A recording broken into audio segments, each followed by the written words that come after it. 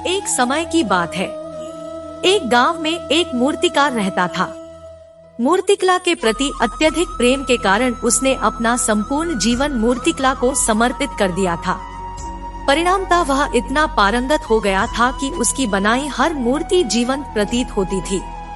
उसकी बनाई मूर्तियों को देखने वाला उसकी कला की भूरी भूरी प्रशंसा करता था। उसकी कला के चर्चे उसके गांव में ही नहीं बल्कि दूर दूर के नगर और गांव में होने लगे थे।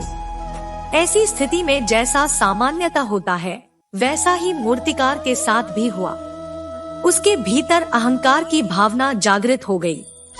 वह स्वयं को सर्वश्रेष्ठ मूर्तिकार मानने लगा। उम्र बढ़ने के साथ जब उसका अंत समय निकट आने लगा तो वह मृत्यु से बचने की युक्ति सोचने लगा। वह किसी भी तरह स्वयं को यमदूत की दृष्टि से बचाना चाहता था ताकि वह उसके प्राण न हर सके। अंततः उससे एक युक्ति सूझ ही गई। उसने अपनी बेमिसाल मूर्तिकला का प्रदर्शन करते हुए 10 मूर्तियों का निर्माण किया। वे सभी मूर्तियां दिखने में हूबहू उसके समान थी। निर्मित होने के पश्चात सभी मूर्तियां इतनी जीवंत प्रतीत होने लगी कि मूर्तियों और मूर्तिकार में कोई अंतर ही ना रहा। मूर्तिकार उन मूर्तियों के मध्य जाकर बैठ गया। युक्तिनुसार यमदूत का उसे इन मूर्तियों के मध्य पहचान पाना असंभव था। उसकी युक्ति कारगर भी सिद्ध हुई। जब यमदूत उसके प्राण हरने आया तो 11 एक सरीकी मूर्तियों को देख चकित रह गया।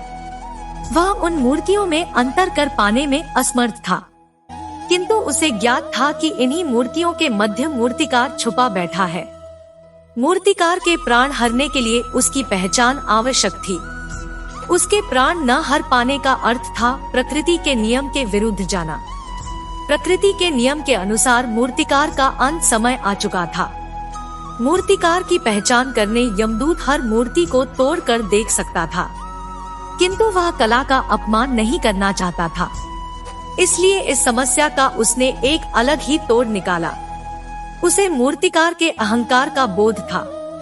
आता उसके अहंकार पर चोट करते हुए वह बोला, वास्तव में सब मूर्तियां कलात्मकता और सौंदर्य का अद्भुत संगम है, किंतु मूर्तिकार एक त्रुटि कर बैठा।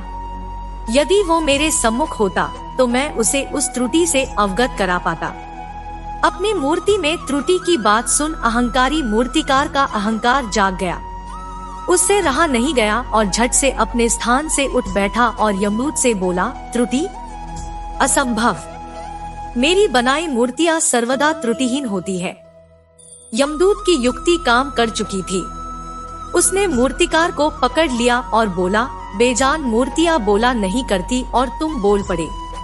यही तुम्हारी त्रुटि है कि अपने अहंकार पर तुम्हारा कोई बस नहीं। यमदूत मूर्तिकार के प्राण हर यमलोक वापस चला गया। इस कहानी से सीख, अहंकार विनाश का कारण है, इसलिए अहंकार को कभी भी खुद पर हावी ना होने दे।